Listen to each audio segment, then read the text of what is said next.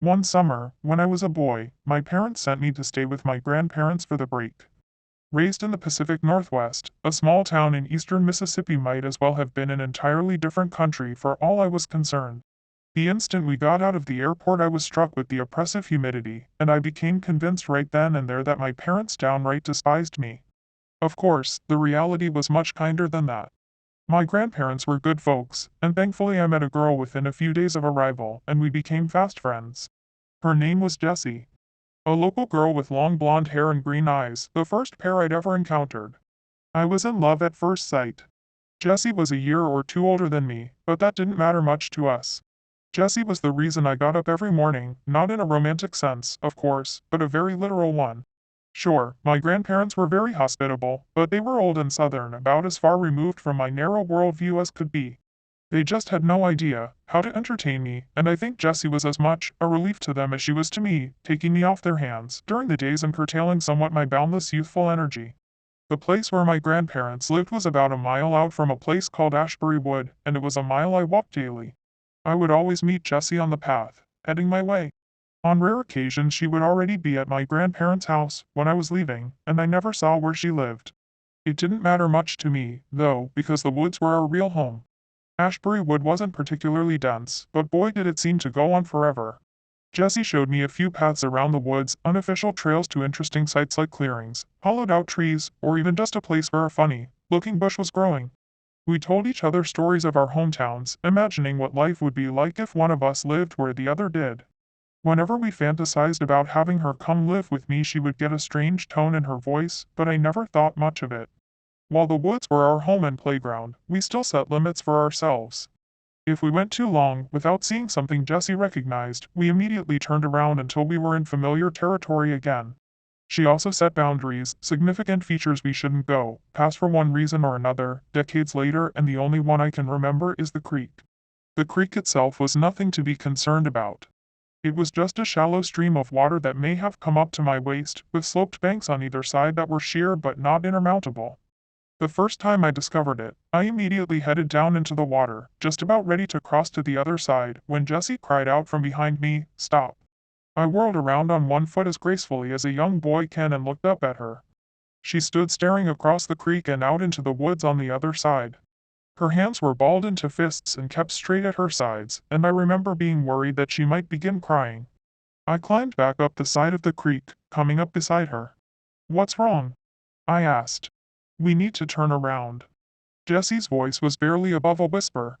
She looked terrified, and slowly peeled her gaze away from the trees and onto me. "We have to turn back."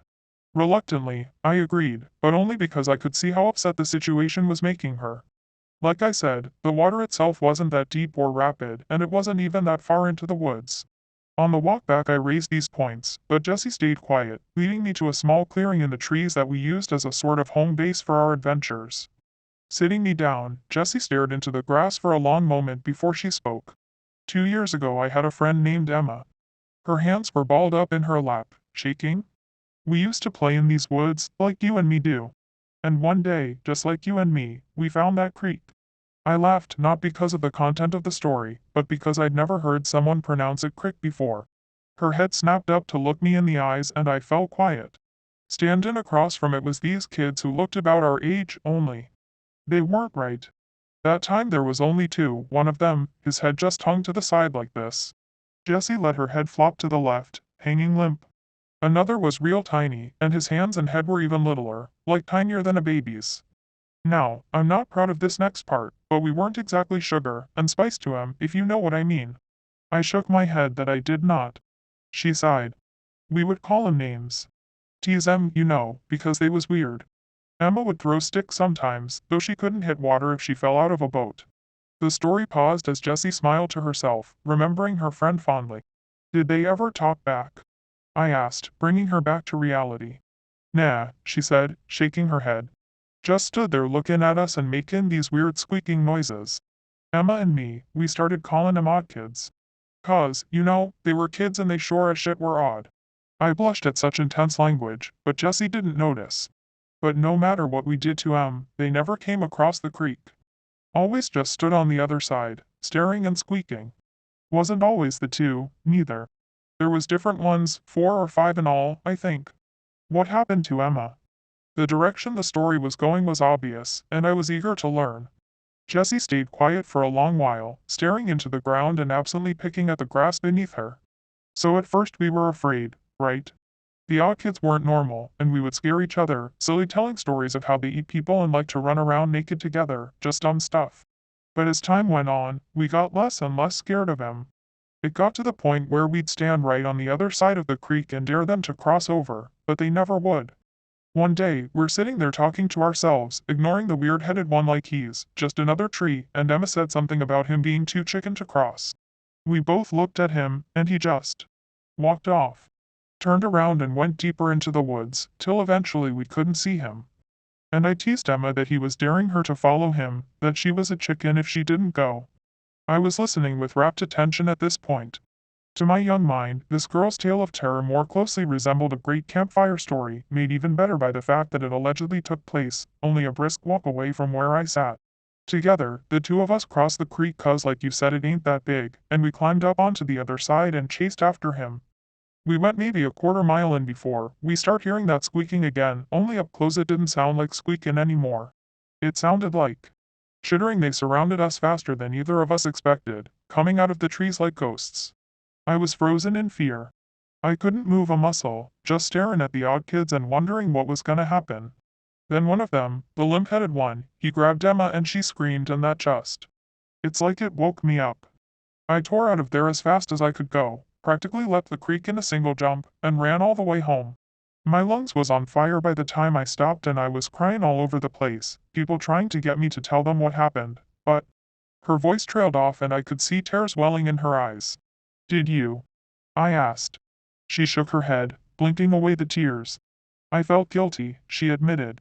I felt guilty for leaving her, and I just kept thinking that she'd come home, that she'd be right behind me and we'd cry about it and never ever go across that damn creek again. But she didn't. Jessie shook her head again. But she didn't, she repeated. She didn't ever come back. Nobody ever went looking for her neither 'cause she was an orphan. I didn't say nothing and so nobody even knew to look. Staring out into the woods in the direction of the creek, Jessie's voice cracked. The OddKids got her. I don't know what they did with her. I'm sorry. I tried consoling her, unsure of what to say, but Jessie wasn't paying attention to me anymore. She stood up, brushed the dirt off her denim shorts, and started walking towards town. I got up and chased after her. Wait. I cried. Where are you going? Home. Home. But why? The concept seemed alien to me. It was the middle of the day. Who would want to stay indoors? I can't stay in these woods. Not today. She paused. You should go home too. We'll meet up tomorrow morning. But nothing. She stopped and turned to face me. Go home. Jessie started to turn around again before something else occurred to her. And don't ever go across the creek, you hear me? I nodded silently and she reached out, grabbing my shoulders and giving me a firm shake. Say it, she demanded. I promise, no going across the creek, I said timidly. She stared into my eyes as if searching my soul for a way to ensure my sincerity. Whether she found it or not, she eventually released me and headed off, leaving me standing alone in the woods with nothing on my hands but free time and my own thoughts. I looked back in the direction of the creek and the mysterious woods beyond. Were there really such a thing as OddKids? I knew monsters didn't exist in Oregon, but here in Mississippi it felt like anything could be true. Plus, Jessie had told the story with such conviction that it felt disloyal to be skeptical. I spent the rest of the day in the woods, wandering aimlessly. Part of me wanted to go back to the creek, but real or not, Jessie's story had scared the hell out of me. At one point I got just close enough that I could make the creek out through the trees, and I peered as hard as I could at the bank on the other side. I wanted to make out a pair of eyes staring back at me, or hear that chittering Jessie had talked about. Heck, at that point I would have accepted a quick blur between the trees as concrete evidence, but despite my willingness to believe, nothing came forward to present itself. The opposite bank was devoid of life, and I didn't have the gall to investigate any closer. As the sky dimmed I reluctantly began the long walk home, unaccompanied for the first time all summer. I considered Jessie's story of the OddKids, and almost started to get a little angry with her. Of course they didn't exist. She made them up just to mess with me, and threw in another girl, conveniently orphaned, to drive home the scare. I shook my head and laughed. thinking about how gullible I had been. Later at dinner, I ate with the ferocity of an animal. I hadn't realized how hungry I'd become, alone in the woods all day thinking, and the chicken my grandmother cooked was the most delicious thing I'd ever eaten. It was only on my third drumstick that I stopped long enough to ask them a question. Did you guys ever hear of anyone going missing in the woods? I asked between bites, interrupting the regular mealtime silence. They looked at one another quizzically, as if searching their collective memory. No, I don't think so, my grandmother eventually said. Don't ring any bells, her husband agreed. Why do you ask?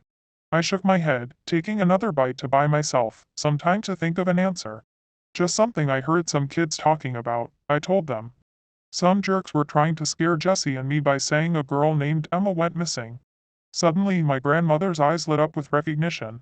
You know, I didn't hear nothing about that, but I do recall that girl being terrified of those woods. She nodded thoughtfully over a spoonful of corn.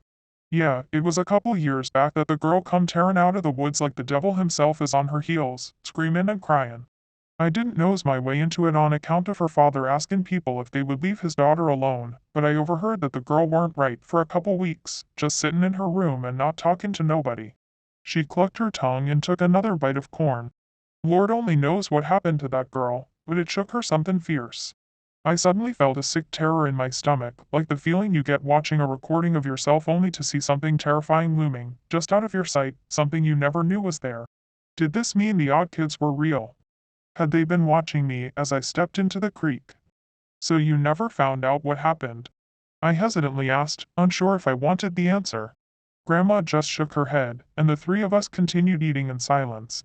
Grandpa brought up a baseball game he'd seen on TV earlier that day and I feigned interest as well as I could, but I wasn't all there. My mind was back in the woods at that creek, inspecting every square inch of my memory for a sign of something else. Sleep didn't come easy that night, and when it did it was wrought with nightmares. Thoughts of the OddKids crawled through my mind, bringing me back to the creek. Looking deeper into the woods, I saw dozens of pairs of eyes staring back at me, slowly bobbing back and forth, as though they were advancing towards me. My dream self was paralyzed, helpless to do anything but watch as the monsters came out of the shadows. The one Jesse had described, with his head sagging to the side, lead the plodding advance. As a group, the OddKids crawled down into the creek, dragging broken limbs and torn flesh behind them, each of them chittering off tempo with the others to create a horrible cacophony of noise that filled my ears and bore into my soul, staring into the hungry eyes of the limp-headed leader as he reached out to drag me down. I awoke screaming. The noise still rang in my ears and, coupled with my panic, caused me to flail against my blankets, as though they were trying to engulf me. I fell onto the floor with a hard thud, finally coming to rest. My grandfather burst into the room and my grandmother was close behind him. Are you okay? He bellowed, still full of adrenaline, even though he was beginning to realize there was no threat. Embarrassed, I kicked the sheets off of me and stood up. Yeah, just a bad dream, I muttered. As I came to my senses, I realized the noise I had been hearing was the sound of cicadas filling the room, broadcasting their mating calls to the world. Laughing off their overzealous response, my grandparents led me downstairs to breakfast, which I accepted readily. That morning, I walked all the way to the woods without running into Jessie. I stood at the edge of the path looking back down the road, trying to make out her figure, but nobody was there. Sighing, I walked all the way back to my house, then down to the woods again. There was no sign of her. My adolescent mind filled once more with nightmarish imagery, but I did my best to stay grounded in reality. She was the last person who would have gone across the creek, and if the OddKids ever ventured out of the woods, surely people around town would talk about them, right? Armed with these rationalizations, I decided to head to our favorite clearing and wait for her. She wasn't there when I arrived. Part of me had expected her to be waiting in the grass, ready to laugh in my face, when she learned how I'd walked up and down the path 2 more times before thinking to check our spot, and as an hour slowly ticked by, I began to wonder if something bad really had happened to her. But, if something had, what was I going to do about it? I had no idea where she lived, and she was the only kid I knew in the area. Almost unconsciously, I began to head towards the creek. I had only promised I wouldn't cross it, after all, and if she was so concerned about my whereabouts, she should have let me know where she was going to be. Besides, if she had been able to outpace the OddKids when they were right beside her, I would be able to get away long before they got close.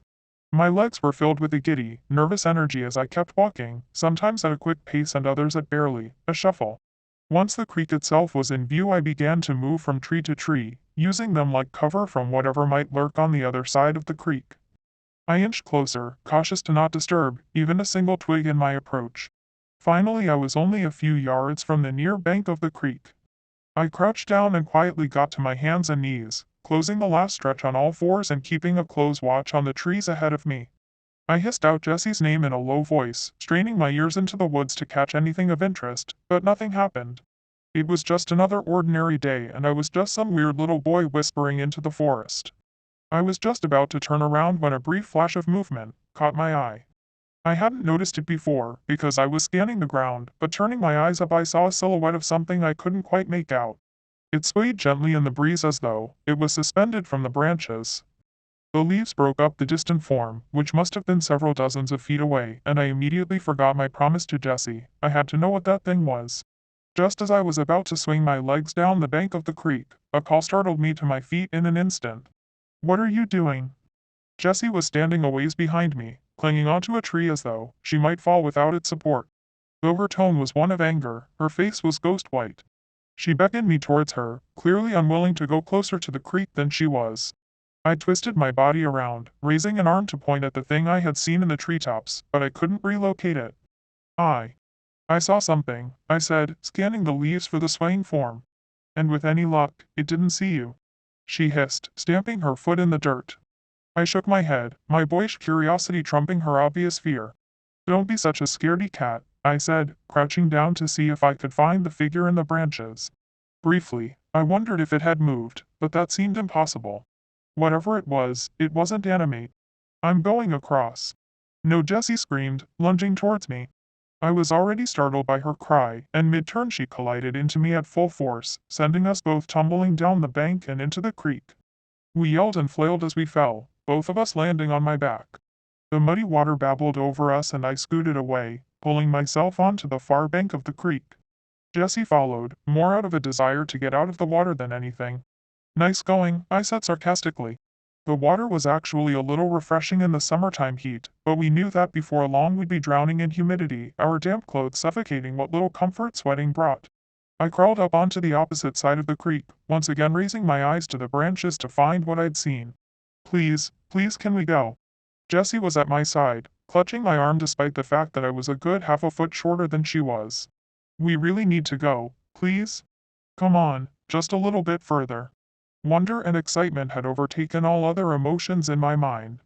Before, when the creek was just a memory, it was easy to picture a world of monsters lurking just across the way. Now that I was here in the light of day, I felt empowered. I could see that there weren't monsters, so obviously I was safe. I'm lucky to be alive. Tugging Jessie forward, I walked to the spot where I had seen the thing hanging from the trees, but now it was nowhere to be found. From where I was standing I could still make out the creek, and I tried to imagine myself crouched low on the other side, looking up into the branches.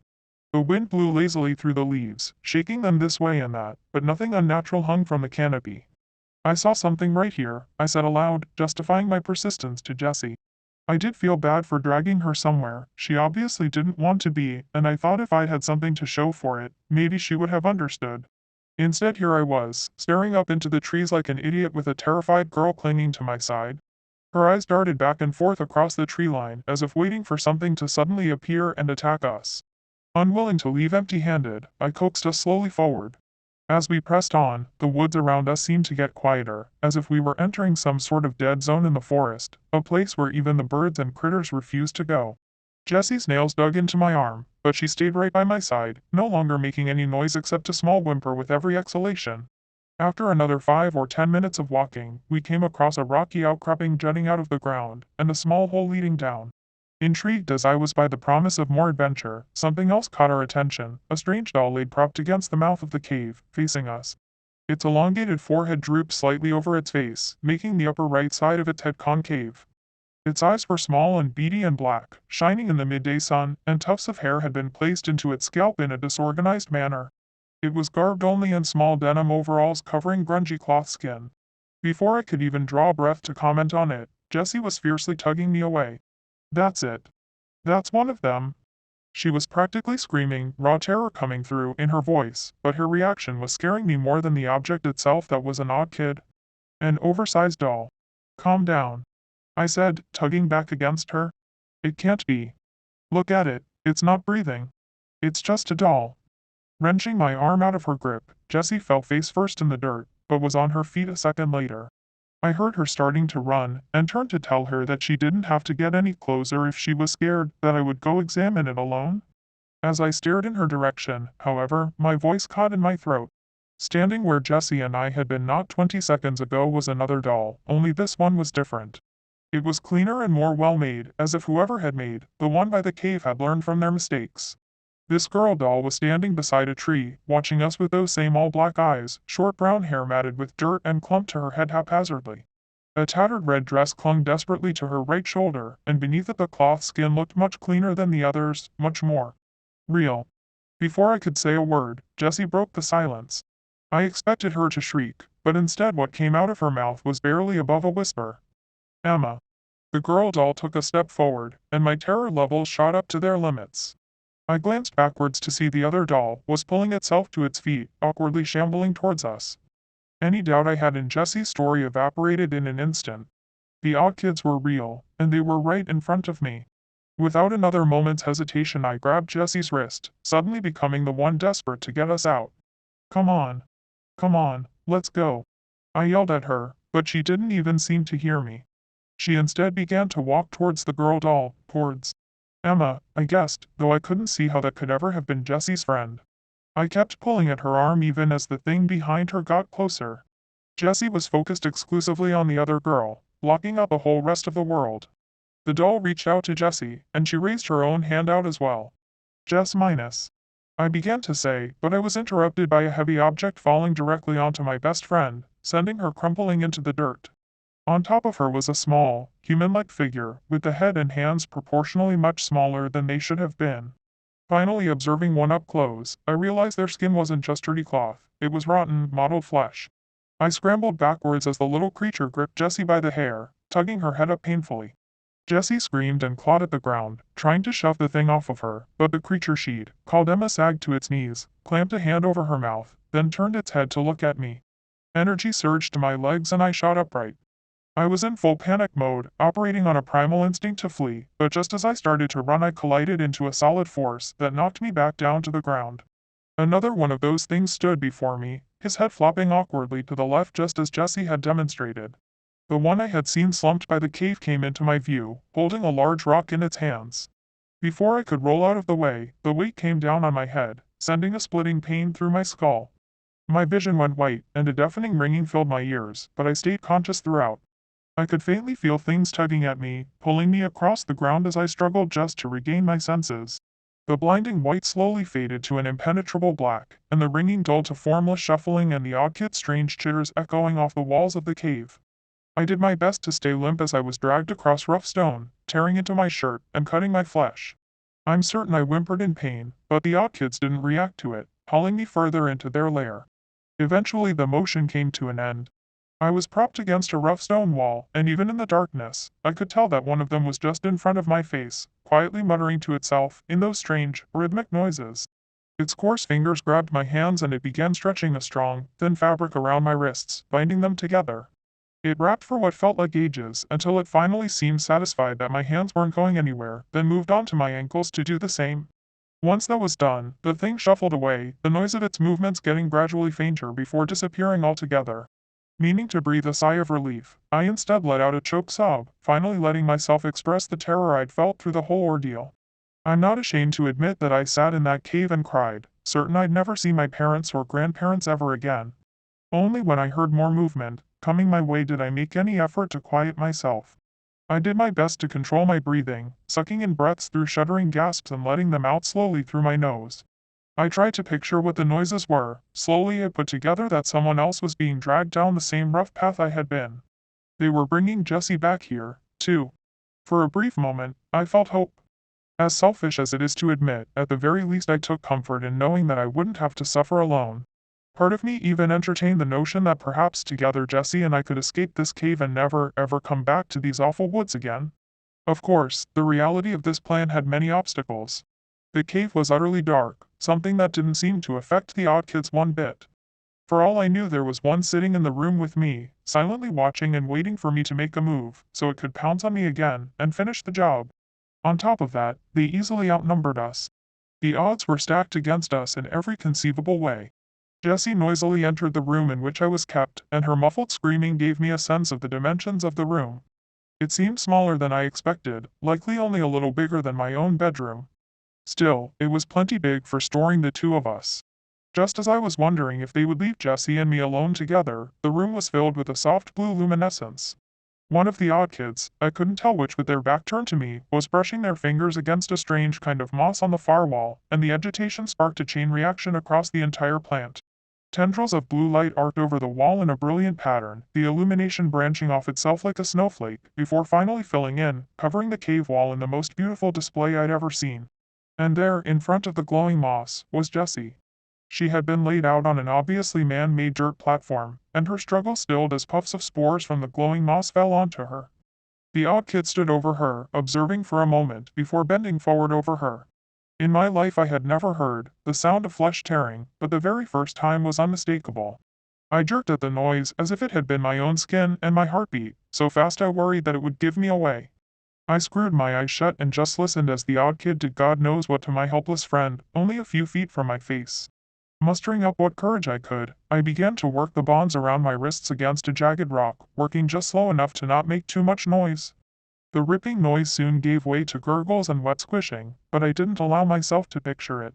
Instead I thought about my grandparents, about seeing their warm smiles one more time. I thought about the airplane that would take me out of Mississippi, and I thought of every excuse I would ever use for the rest of my life to keep from getting on another plane back. I had to survive this. I had to. Sure enough, the ropes came free with enough effort. Once they were weak enough, I managed to pull them apart with brute strength, the fibers tearing away from each other, with a soft sound, something that was almost pleasing contrasted against the disturbing noises coming from across the room. I groped around in the near dark, my fingers moving from rock to rock until I found something loose enough and big enough that I felt comfortable with it. I now stared directly at the odd kid, its back still turned, as it performed its macabre ritual on my friend. Sewing the rock across the ropes around my ankles, I worked my nerve up to what I was going to have to do next. Armed with a rock, I was going to attack the odd kid, knocking them out with one good blow. Fair play, I thought to myself. Next I would grab Jessie and hoist her over my shoulder. She was taller than me, sure, but I wasn't a weak kid. After that, we would sneak out of the cave somehow, then sprint back to my grandparents' house and be safe. The wraps across my ankles fell away, and I slowly stretched my legs out before getting them underneath me. The odd kid was still oblivious to me, and part of me hated that. Here I was, about to bash in its skull with a rock, and it didn't even consider me enough of a threat to turn around and check on me. Hey, I whispered, the rock clutched tight in my fist as I held it out to the side behind my head. The odd kid finally swiveled around, and I stared into its soulless black eyes one last time before bringing the weapon across. The sensation was nothing like I expected. Instead of a solid blow and a resonating crack, my hand squelched through its blotchy skin with little resistance. I stood there, stunned and staring into its remaining eye as its face hung loosely around my wrist. Soft scratches made their way across my hand, and I jerked it back, the force of my fist pulling out of its head tearing another gouge through the skin that was not skin. Looking down at my hand, I saw the single most horrific thing I have ever seen in my life. Instead of brains, blood and gore covering my hand, there were bug centipedes, spiders, ants and more, too numerous to count, swarmed over my skin. The bag of flesh before me slumped to its knees before keeling over, its occupant surging out of the hole in its neck. I lost it. I screamed at the top of my lungs and beat my arm against the wall of the cave, sloughing off the vermin in sheets. Through the chaos I called out Jessie's name, forgetting at the time that I had already expected her to be unconscious at best. Her head tilted to the side and she raised herself, up onto her elbows, staring at me. My heart swelled, thinking for a moment that if nothing else, at least we would get out of this alive. When the azure glow of the moss reflected off Jessie's all-black eyes, I ran. Through the darkness I ran, heedless of the frantic chittering that echoed off the stone, all around me. I ran into every single twist and turn in those tight tunnels, still struggling to scrape all the bugs off my arm. With every passing moment I expected to feel the odd kid's hands wrap around my legs, drag me back to that room, and do to me what they'd done to Jessie. Turn me into one of them. Finally I saw a thin shaft of light at the end of the darkness. I scrambled out of the cave and into the open woods, the full moon giving me plenty of illumination to find my way. Through the entire sprint I tore at the flesh of my arm with my fingernails, scraping off the remains of the odd kid as they wriggled and crawled across me. The entire run is mostly a blur now. I didn't stop once, didn't even peek behind me, for fear of seeing those things one more time.